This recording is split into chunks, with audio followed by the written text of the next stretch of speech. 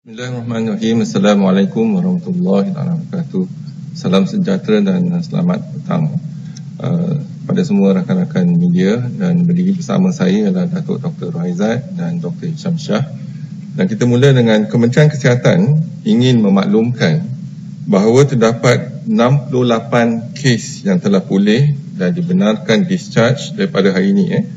Ini menjadikan jumlah kumulatif kes yang telah pulih sepenuhnya dari jangkitan COVID-19 dan telah discharge daripada ward adalah sebanyak 388 kes. Sehingga 29 Mac 2020 jam 12.30 hari, terdapat 150 kes baru yang telah dilaporkan. Ini menjadikan jumlah kes positif COVID-19 di Malaysia adalah sebanyak 2,470 kes. Sehingga kini seramai 73 kes positif COVID-19 sedang dirawat di unit rawatan rapi iaitu ICU. Daripada jumlah tersebut, 52 kes memerlukan bantuan pernafasan.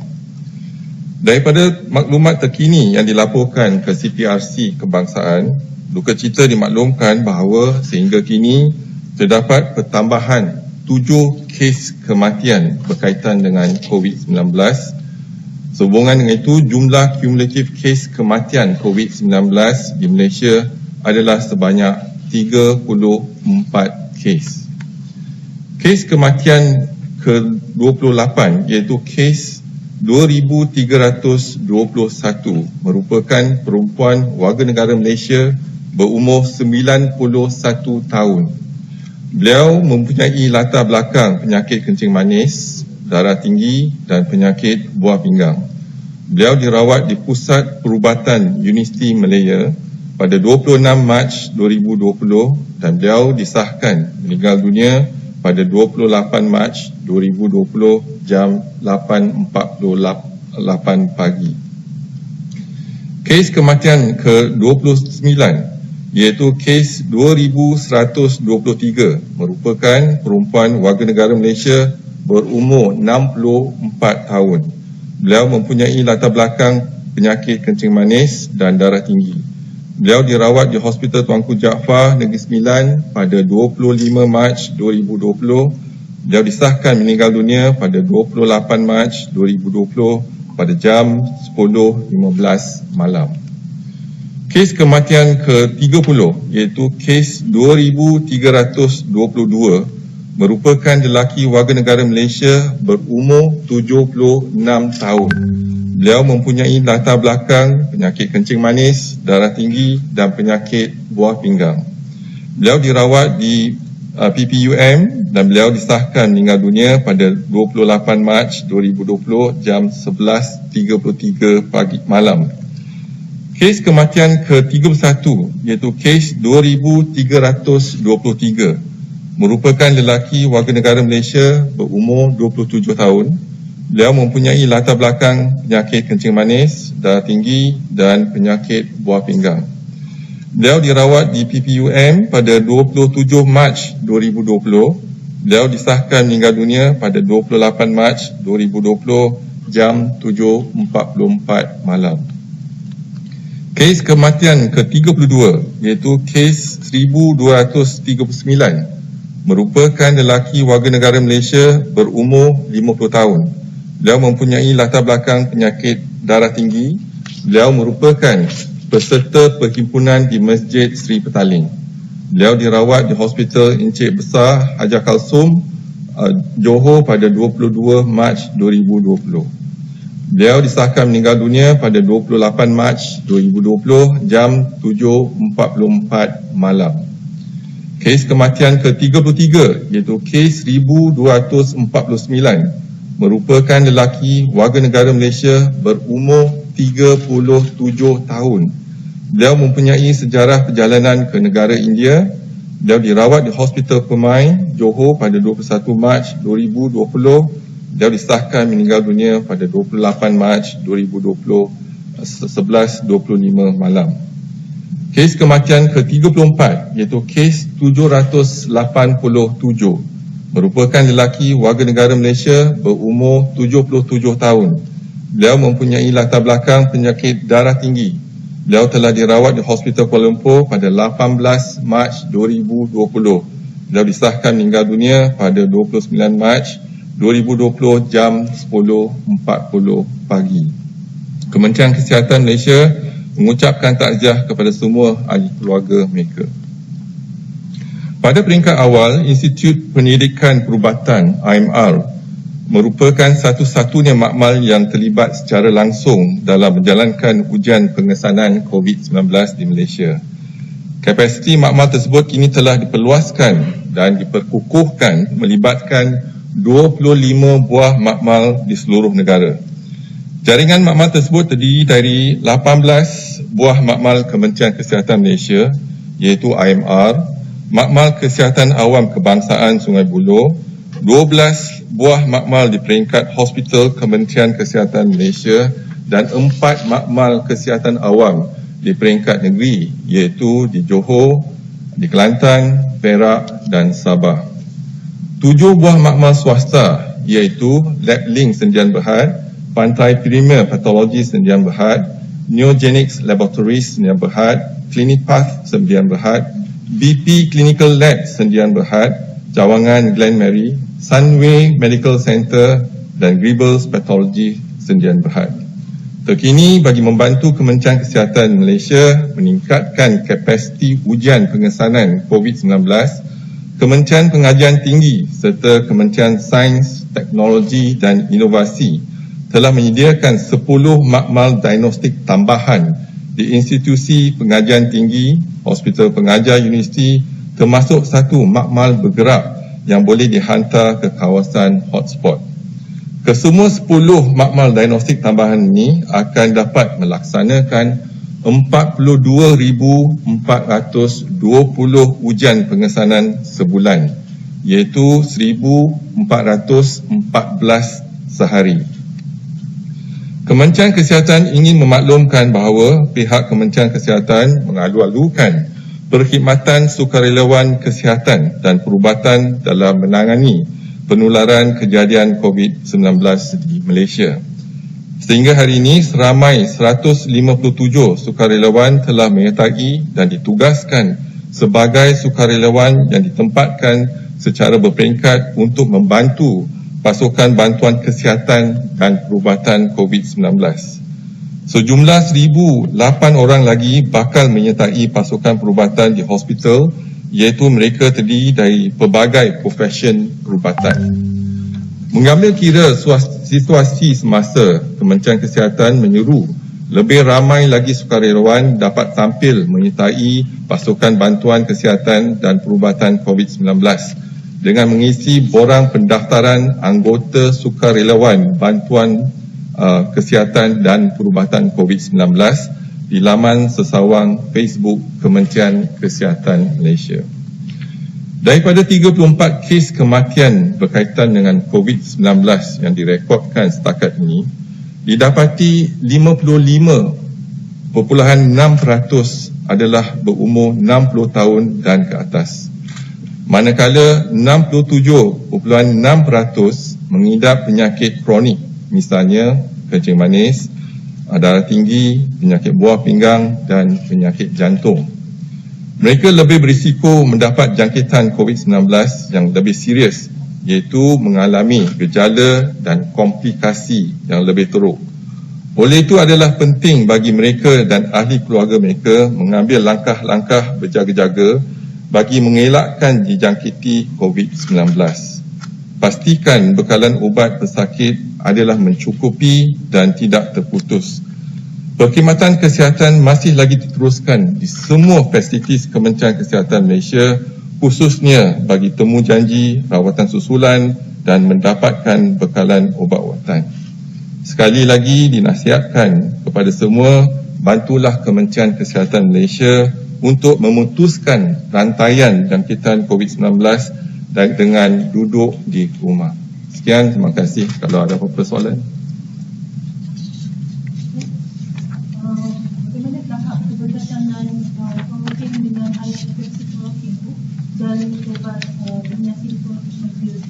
Sejak gelombang pertama lagi kita telah menggunakan ubat chloroquine yang digunakan untuk penyakit malaria, dan ubat tersebut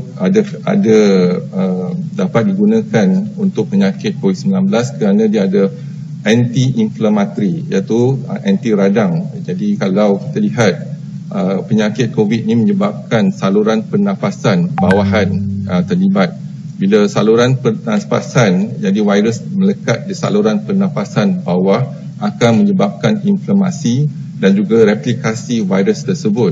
Dan ini menyebabkan radang di saluran pernafasan bawahan dan menyebabkan pernafasan itu terlibat. Dan banyak lagi radang di kawasan tersebut, dan ubat ini membantu untuk mengurangkan inflamasi di saluran pernafasan bawahan. Masa yang ubat untuk HIV? Ya, yang tu kita dah lama gunakan sejak gelombang pertama lagi. Kita gunakan lopinavir dengan kitonavir bersama dengan hydrochloroquine. How many of the 150 new cases are related to the tablet cluster, and how many are related to the new cluster? How many new clusters is there?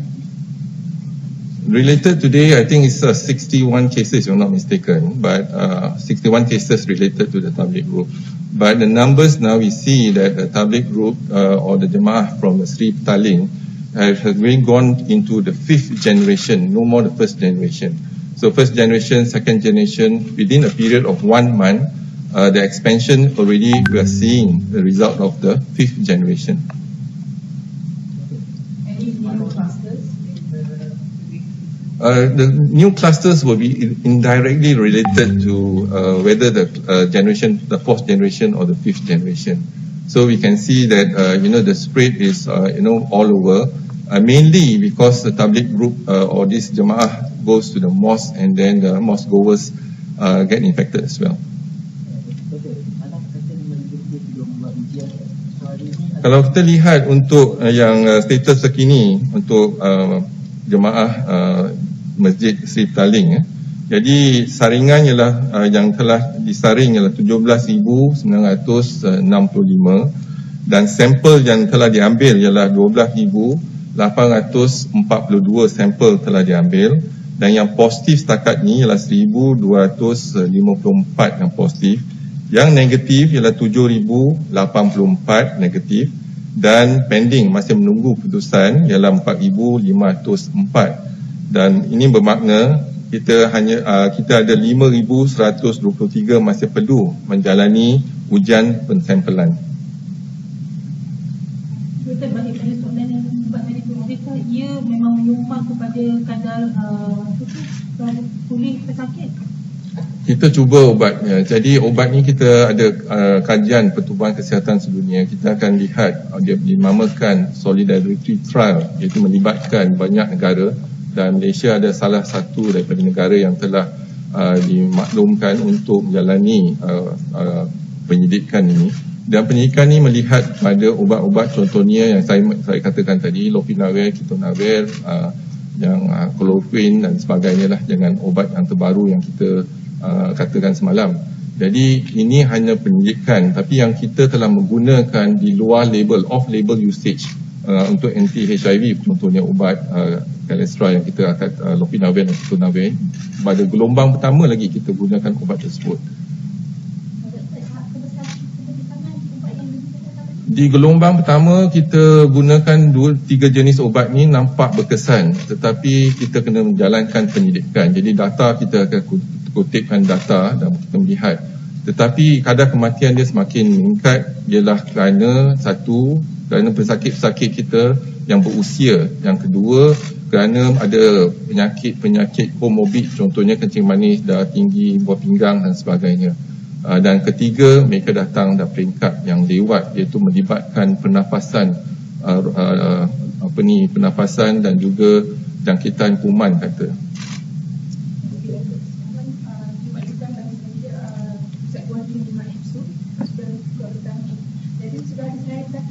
Setakat ni kalau kita lihat dalam perancangan Kementerian Kesihatan, pada mula dia kita rancangkan 3,400 katil. Jadi kita dah gunakan institut latihan Kementerian Kesihatan. Jadi kita ada tambahan 19,200 katil kalau kita gunakan semua institut latihan Kementerian Kesihatan. Dan kalau kita lihat di peringkat negeri Selangor, kita gunakan Hospital Sungai Buloh. Jadi kes-kes yang tak ada gejala tetapi positif ataupun yang bergejala tetapi juga gejala ringan, kita akan pindahkan ke institut latihan kita dulu. Dan hospital akan dikhaskan untuk kes-kes yang moderate ataupun kritikal. Dan kalau kes meningkat, mungkin kita akan guna institut latihan Kementerian Kesihatan dan juga hospital sementara tu yang Maib sudah ada 600 katil di situ. Kita mungkin akan guna untuk PUI dulu dan secara berperingkat kita mungkin akan gunakan katalah pertambahan bilangan pesakit yang dijangkiti meningkat dengan mendadak. Contohnya sekarang kita dapat 150 kes sehari. Kalau kita mendapat 1,000 kes sehari, jadi kita mungkin akan gunakan hospital sementara ni untuk kes-kes yang tak ada gejala tetapi positif ataupun ada gejala tetapi dan positif tapi gejala ringan yang tak ada melibatkan saluran pernafasan dan sebagainya. Yang institut latihan kesihatan tu di seluruh negara? Seluruh negara. So itu adalah persiapan yang seperti MAIP tu ataupun akan ada persiapan lain seperti MAIP? Dan setakat ni kita gunakan MAIP sebagai satu persiapan. Jadi, contohnya kenapa kita guna di MAIP di Sedang, kerana kita melihat kepadatan penduduk khususnya di Kuala Lumpur. Jadi mungkin kepadatan penduduk ni meningkat. Jadi kalau bilangan penyakit ni atau jangkitan meningkat, kita akan gunakan hospital ataupun hospital sementara lah di MAIP. Test kit yang kita dapat ini bukan test kit yang rapid test kit. Jadi yang berbeza dengan kita kaji, iaitu yang test kit yang accuracy dia 30%. Yang saya dapat difahamkan oleh duta China yang test kit yang 30% accuracy itu tak ada kelulusan daripada FDA. Jadi test kit yang diberikan oleh negara China ada 100,000 tetapi digunakan di PCR. PCR kita dalam makmal. Jadi semua makmal yang kita telah kenal pasti akan menggunakan test kit tersebut. Dia bukan rapid test kit yang kita gunakan di ward, tapi dia adalah test kit untuk PCR. Belum, baru kita terima je. Jadi kita akan buat ujian dan akan kita gunakan di PCR. Dan juga di hospital kita hari itu ada kekangan dari segi mendapatkan reagent daripada luar negara. Tetapi Alhamdulillah kita dah terima reagent dan semua hospital kita akan gunakan reagent dan boleh melaksanakan ujian dengan kapasiti yang penuh. Dan juga kita teruskan outsourcing kita dengan makmal 7 makmal di pihak swasta. Lain daripada MAIP tu akan ada lagi tak? Kita lihat kepada keperluan. Kalau contohnya sekarang kita ada 19,200 katil di seluruh negara menggunakan institut latihan Kementerian Kesihatan Malaysia. Tetapi kalau keadaannya contohnya kalau kita lihat setiap hari peningkatan kes sampai 1,000, jadi kita mungkin akan buka lagi hospital sementara menggunakan dewan-dewan ataupun stadium, indoor stadium dan sebagainya. Setakat ni Simpang Renggam, ya, kita ada kes pada hari ini. Jumlah kes yang positif di daerah Keluang ialah 97 kes. Dan kes di Bandar Baru Ibrahim Majid 81 kes. Di mana melibatkan 4 kluster Seri Petaling, 4 kluster. Dan 77 orang yang lain termasuk generasi kedua dan ketiga. Iaitu mungkin mereka bukan kluster Seri Petaling tapi dijangkiti. Mereka pergi masjid dan sebagainya dijangkiti. Generasi kedua dan juga generasi ketiga, 77 orang. Dan kes luar daripada Bandar Baru Ibrahim Majid ada 16 kes. 1 kluster Seri Petaling dan juga 15 yang lain-lain. Setakat ni tak ada kematian dan tindakan kita di kawasan tu ialah kita telah perketatkan perintah kawalan pergerakan. Dan apa yang penting ialah tindakan kita, iaitu kita pastikan akan laksanakan pembersihan nyah kuman, nyah cemah dan sebagainya. dan disusuli dengan pemeriksaan rumah ke rumah dan individu yang kita syaki akan dilaksanakan ujian. Kalau hari ini ada lelaki yang melihat berkaitan kurang ke jadi ada apa tindakan? Rakyat Malaysia yang terkandas, di Malaysia kita dalam perbincangan kita sama ada kita nak bantu dari segi jumlah rakyat tersebut, warga negara Malaysia tersebut, dan juga perancangan akan dibincangkan bersama dalam jawatankuasa MKN.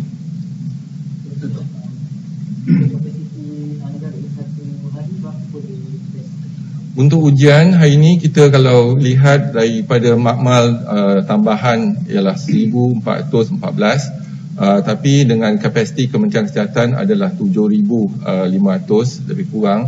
Tetapi minggu depan kita akan meningkat pada 16,500 lah. Itulah perancangan kita, 16,500. Research dengan WHO yang mengkaji itu hanya spesifik hanya di hospital Sungai Buloh sahaja? Tak ada. Hospital mungkin Sungai Buloh akan jadi hospital yang berpusat kat situ, tetapi kita akan guna rangkaian hospital-hospital yang lain, contohnya yang melibatkan perawatan pesakit COVID-19, termasuk juga di hospital-hospital universiti. Okey, untuk yang uji kaji injection tu hanya pada serta pesakit atau semua pesakit yang akan diberi? Kita akan lihat dari segi, mungkin ada pesakit yang kita dah mulakan rawatan gunakan ubat tersebut. Jadi yang ni kita akan ikut protokol yang telah diberikan oleh WHO, dan bagaimana kita pesakit yang baru yang masuk kita akan gunakan protokol tersebut.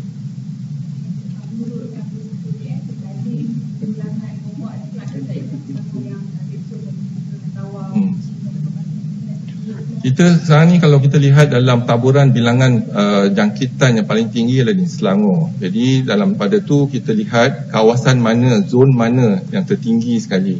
Jadi kita dah kenal pasti mungkin ada satu ataupun dua zon di kawasan Selangor yang mungkin kita akan ambil tindakan, seperti mana kita ambil tindakan di Simpang Regam.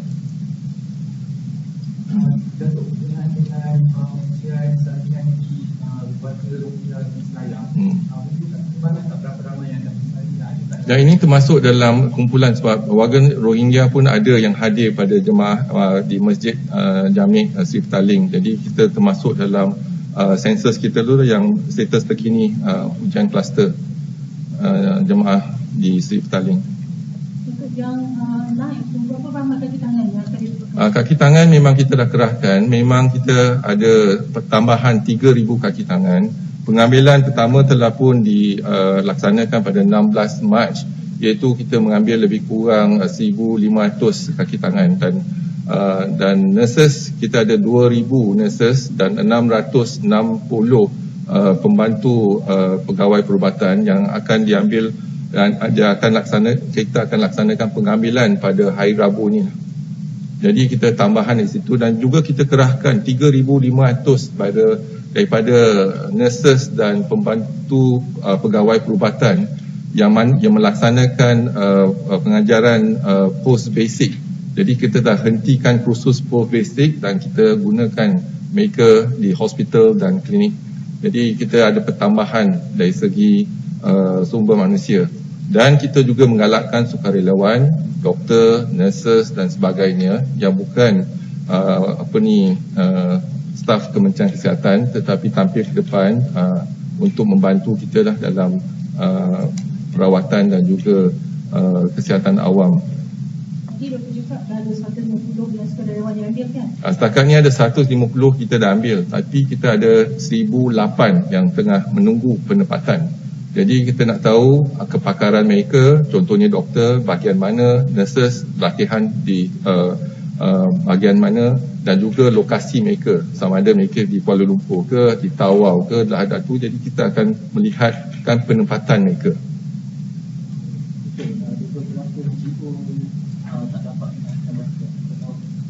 NGO setakat ni yang membantu Kementerian Kesihatan melibatkan Imaret, Mercy, UNHCR yang bantu kita lah dalam contohnya untuk memberi perkhidmatan ataupun bantuan kepada pelarian dan juga pelarian Rohingya dan juga yang parti Jadi parti mungkin takut datang ke Kementerian Kesihatan ataupun klinik dan hospital, tetapi sekurang-kurang dia ada klinik, kata klinik contohnya, dia mereka ke sana dan boleh dia jalankan saringan dan rawatan.